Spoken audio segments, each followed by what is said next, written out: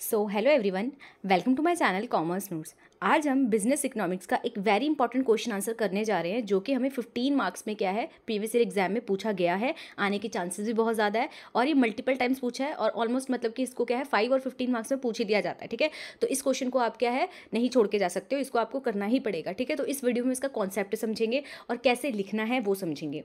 कुछ बच्चे पूछते हैं कि क्या हम इसको एज इट इज़ लिख सकते हैं, तो हाँ जी, आप पहले कंसेप्ट समझिए। ठीक है, फिर आप क्या है इसको भी लिख सकते हो, या फिर अगर आपको समझ आ गया तो आप अपने अकॉर्डिंग भी लिख सकते हो। बस यहाँ पे मैं क्या है एक ये बताती हूँ कि कैसे आपको प्रेजेंट करना है, क्या क्या चीज़ें उसमें होनी चाहिए। ठीक है, ताकि हमारे अच्छे मार्क्स आ जाए थ्योरी पॉइंट ऑफ व्यू से।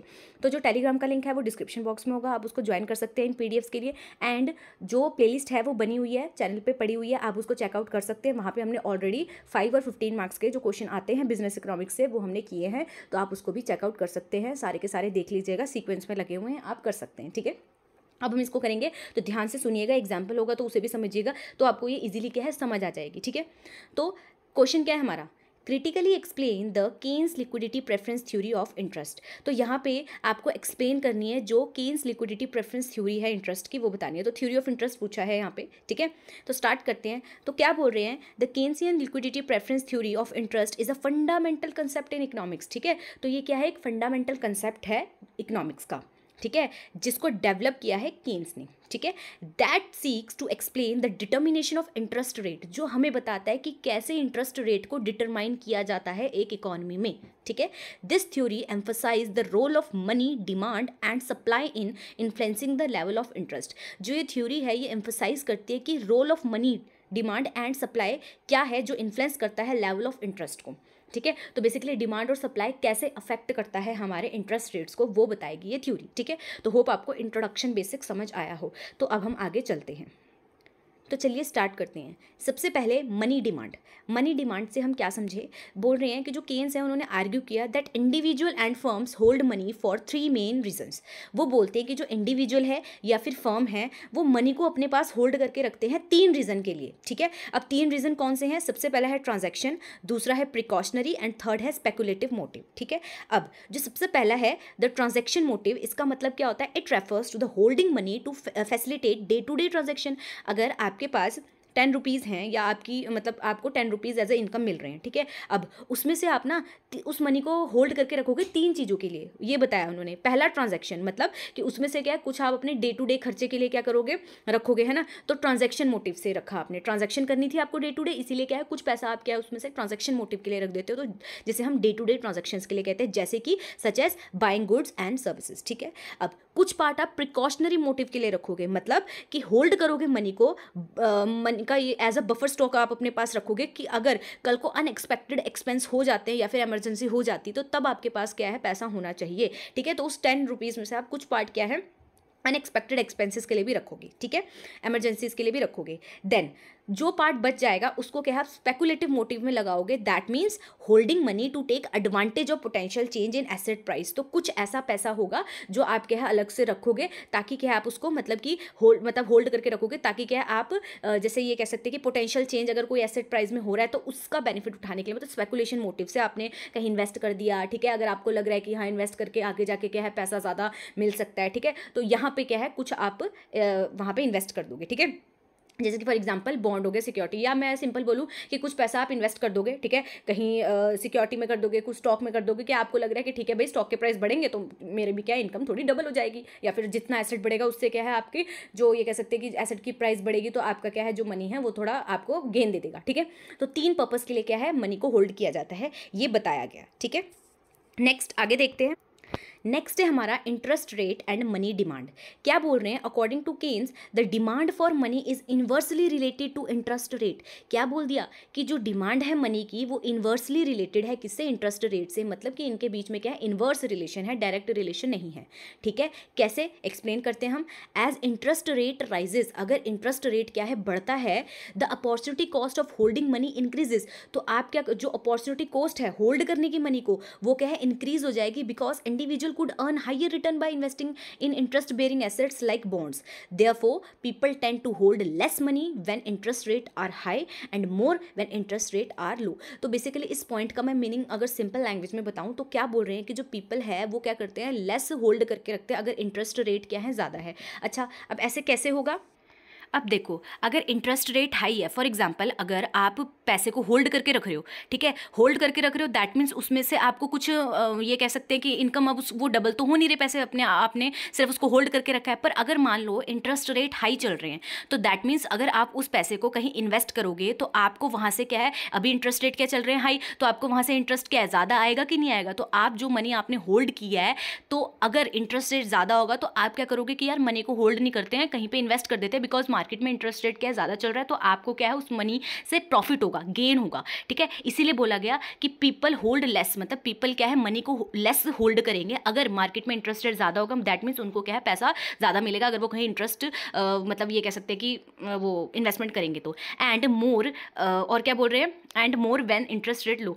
और जब इंटरेस्ट रेट क्या है लो चल रहा है, तो मतलब मार्केट में जैसे मान लो कहीं इन्वेस्ट कर रहे हो तो वहाँ पे क्या है लो रिटर्न मिल रहे हैं, तो फिर आप होल्ड करके रखोगे, ठीक है। तो यही बोला है, देखो यहाँ पे लिखा भी था ऊपर कि एज इंटरेस्ट रेट राइज, जब हाई होंगे राइज होंगे तो जो अपॉर्चुनिटी कॉस्ट है उस होल्ड करने की उस मनी को वो इंक्रीज हो जाते हैं, बिकॉज इंडिविजुअल क्या है अर्न कर सकते हैं हाई रिटर्न उसको कहीं और पे इन्वेस्ट करके, ठीक है, जैसे एसेट्स हो गया, बॉन्ड्स हो गया, वहाँ पे क्या इन्वेस्ट करके वो और ज़्यादा कमा सकते हैं, तो वो होल्ड क्यों करके रखेंगे वो, ठीक है। इसीलिए इंटरेस्ट रेट हाई तो होल्ड क्या है लेस करेंगे, तो ये क्या है दोनों अपोजिट में जा रहे हैं, दैट इसीलिए बोला इन्होंने कि इन्वर्स रिलेशन होता है। तो होप आपको ये भी समझ आया हो।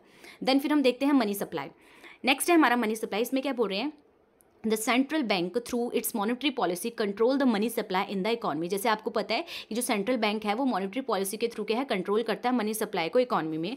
तो जो केन्स है उन्होंने क्या बोला, उन्होंने अज्यूम किया that the central bank has the ability to influence the money supply, कि जो सेंट्रल बैंक है वो क्या है इन्फ्लुएंस कर सकते हैं मनी सप्लाई को अचीव करने के लिए अपनी पॉलिसीज़ के ऑब्जेक्टिव को, जैसे कि सच एज कंट्रोलिंग इन्फ्लेशन, ठीक है, ये सब जो उनकी मॉनेटरी पॉलिसीज होती हैं।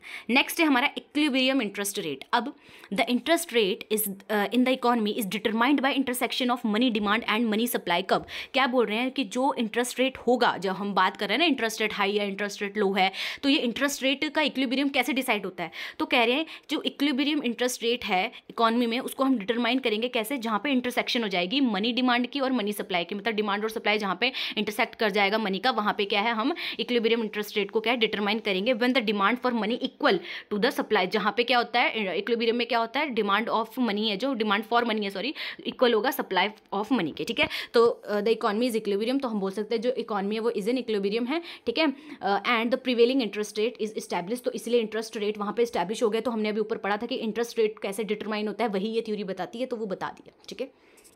नेक्स्ट हम देखते हैं कि क्रिटिसिज्म भी है इस थ्योरी के, ठीक है। तो क्या बोल रहे हैं कि सिंप्लिसिटिक अजम्पशंस, क्या बोल रहे हैं कि क्रिटिक्स आर्ग्यू करते हैं कि जो ये लिक्विडिटी प्रेफरेंस थ्योरी है इसने ओवर सिंप्लीफाई किया है फैक्टर्स को, जो फैक्टर इन्फ्लुएंस करते हैं डिमांड फॉर मनी को, पर रियलिटी में जो पीपल का बिहेवियर है रिगार्डिंग मनी होल्डिंग का वो क्या है इन्फ्लुएंस किया जाता है अदर फैक्टर्स के द्वारा भी, ठीक है। इंटरेस्ट रेट तो एक फैक्टर होता है बट अदर फैक्टर्स भी होते हैं, जैसे इनकम लेवल क्या है, उनकी एक्सपेक्टेशंस क्या है अबाउट फ्यूचर, फाइनेंशियल इनोवेशन कैसी है, ठीक है। तो अदर फैक्टर्स को भी कंसीडर करना चाहिए, बट यहाँ पे क्या है फोकस इसमें किया गया इंटरेस्ट रेट से क्या है मतलब इंटरेस्ट रेट ज़्यादा होगा तो होल्ड वो मनी को कम करेंगे, या इंटरेस्ट रेट कम होगा तो वो होल्ड मनी को ज़्यादा करेंगे, सिर्फ इंटरेस्ट रेट फैक्टर को देखा गया है, ठीक है। तो इन रियलिटी अदर फैक्टर्स भी क्या है इन्फ्लुएंस करते हैं। तो सबसे पहला ये है। सेकेंड है इंटरेस्ट इलास्टिसिटी। ये थ्योरी अज्यूम करती है कि फिक्स्ड रिलेशनशिप है इंटरेस्ट रेट और मनी डिमांड में, हाउएवर जो एम्पेरिकल एविडेंसेस सजेस्ट करते हैं कि जो इलास्टिसिटी ऑफ मनी डिमांड है with respect to interest rate वो क्या है वेरी करती है ओवर द टाइम, ठीक है, इकोनॉमिक कंडीशंस के अकॉर्डिंग। उसके बाद है रोल ऑफ एक्सपेक्टेशन। जो केन्स लिक्विडिटी प्रेफरेंस थ्योरी है does not explicitly consider the role of expectations in shaping interest rate dynamics. Expectation about future, तो वही जो एक्सपेक्टेशंस होती है अबाउट फ्यूचर इकोनॉमिक कंडीशन कैसी होगी, जैसे इन्फ्लेशन हो गया, ठीक है, सेंट्रल बैंक के पॉलिसी एक्शंस हो गए, ठीक है। तो एंड ये भी इम्पैक्ट करते हैं इंटरेस्ट रेट को, ठीक है, इंटरेस्ट रेट डिटर्मिनेशन को, बट यहाँ पे क्या है उसको फुली कैप्चर नहीं किया गया, ठीक है, मतलब ज़्यादा फोकस क्या है इंटरेस्ट रेट पे किया गया है। देन फाइनेंशियल मार्केट कॉम्प्लेक्सिटी, जो ये थ्योरी है लार्जली फोकस करती है money market and does not fully account for the complexity of modern financial market where financial assets compete for investor funds and interest rates can be influenced by factors beyond just money demand and supply dynamics। तो वो कह रहे हैं कि जैसे money demand है, supply dynamics है, ये फैक्टर्स को कंसिडर कर रहे हैं, बट अदर रियलिटी में और भी फैक्टर्स होते हैं जो क्या है जिससे जो इंटरेस्ट रेट है वो क्या है इन्फ्लुएंस होता है, ठीक है। तो अब हम इसकी समरी देख लेते हैं, इसके साथ हमारा ये पूरा का पूरा क्वेश्चन हो जाएगा और होप आपको समझ भी आ रहा होगा। तो overall while the Keynesian liquidity preference theory provide valuable insights into the relationship between money demand supply and interest rate. तो क्या बोल रहे हैं कि जो केन्सियन लिक्विडिटी प्रेफरेंस थ्योरी है उसने हमें क्या है बहुत ही वैल्यूएबल इनसाइट्स दिए हैं। ये हमें बताया है कि रिलेशनशिप क्या होता है money demand supply and interest rate का, ठीक है। It has been subject to criticism, तो कुछ क्रिटिसिज्म भी है, ठीक है, जैसे कि सिंप्लीफिकेशन किया, ठीक है, कुछ लिमिटेशंस है, ठीक है। तो ये बट ये अभी भी बहुत मतलब कि ये बोला गया है समरी में कि बहुत सारी वैल्यूएबल ये कह सकते हैं इनसाइट्स इस थ्योरी ने हमें दिए हैं, जिससे हमें पता लगता है कि कैसे इंटरेस्ट रेट क्या है डिटरमाइन किया जाता है, ठीक है। तो आपको समरी भी लिखनी है, पर अभी हमारा क्वेश्चन खत्म नहीं हुआ है, अभी एक एग्जाम्पल भी है, तो आप एग्जाम्पल को भी ध्यान से सुन सकते हैं। क्या बोल रहे हैं, imagine you are deciding how much money to keep in your wallet और बैंक अकाउंट। तो आपको क्या है ये डिसाइड करना है कि यार आपको ना अपने जेब में या मतलब ऑफलाइन तो जेब में और ऑनलाइन तो मतलब फ़ोन में, ठीक है, कितना कैश रखना है, ठीक है। तो Keynes says you keep money for 3 reason. तो वो कह रहे हैं कि आप ना जो भी पैसे रखोगे वो 3 रीज़न के लिए रखोगे। पहला, ठीक है, टू बाय स्टफ, मतलब आपको कोई चीज़ें खरीदनी है उसके लिए, जैसे ग्रॉसरीज वगैरह हो गया।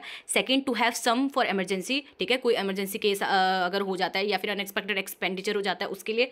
थर्ड है to take advantage of opportunity, कल को कोई अपॉर्चुनिटी आ जाती है तो उसका एडवांटेज लेने के लिए क्या आपके पास कुछ पैसा होना चाहिए, ठीक है। जैसे like buying things when they are cheap, मतलब कि कल को मान लो कोई चीज़ सस्ती होगी तो आपके पास उस टाइम पैसा होना चाहिए ना कि आप वो वाला फ़ायदा उठा सको, सस्ती चीज़ों को खरीद सको, है ना। तो 3 चीज़ों के लिए क्या आप अपने पास पैसा रखते हो, ठीक है। Now when interest rate goes up, अब क्या है जो इंटरेस्ट रेट मतलब कि हाई हो जाएंगे, that means you could earn more money, तो आप क्या है इन्वेस्ट करके ज़्यादा कमा सकते हो, है ना, by putting your cash in the bank. Bank में अगर इंटरेस्ट रेट ज़्यादा मिल रहा है तो वहाँ पे आप डाल सकते हो या फिर बॉन्ड्स को खरीद सकते हो, क्योंकि आपको इंटरेस्ट रेट क्या ज़्यादा चल रहा है, मतलब आपको पैसा ज़्यादा मिलेगा। So you might decide to keep less cash on hand, तो आप क्या है कैश इन हैंड मतलब अपने हाथ में पैसा कम रखोगे और वहाँ इन्वेस्ट कर दोगे, because it is not earning you as much as it could be, मतलब कि आप वहाँ पे इन्वेस्ट करके क्या है ज़्यादा कमा सकते हो, ना कि होल्ड करके, ठीक है।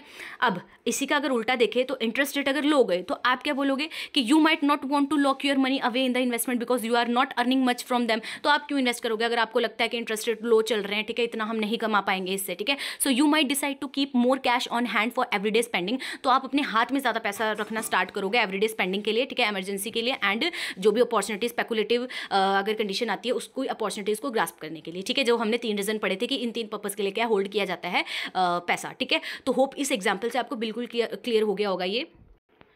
नेक्स्ट बोल रहे हैं वो, Keynes says that the interest rate is like a balancing act between how much people want to keep in cash and how much they want to invest.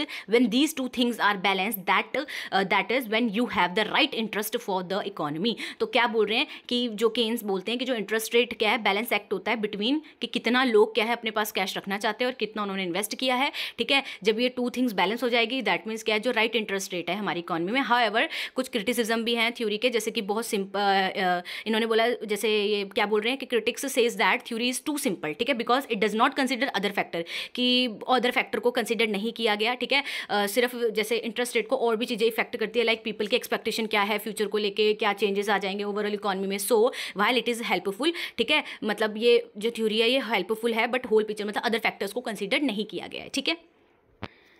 तो ये थी हमारी पूरी की पूरी थ्योरी 15 मार्क्स में आएगी, तो आपको ऐसे ही लिखना है, एग्जाम्पल भी देना है, ठीक है, और समरी भी लिखनी है, और जो हमने पढ़ा वो सारे के सारे चीज़ें भी लिखनी है। तो होप आपको ये पसंद आई हो, वीडियो समझ आया हो। अगर वीडियो पसंद आई है तो लाइक भी करिएगा, शेयर भी करिएगा और सब्सक्राइब भी करिएगा। और अगर टेलीग्राम पे नहीं जुड़े तो उसको भी आप ज्वाइन कर सकते हैं, लिंक टेलीग्राम का जो है वो डिस्क्रिप्शन बॉक्स में है, तो आप उसको ज्वाइन कर सकते हैं और लाइक कर दीजिएगा। Thank you.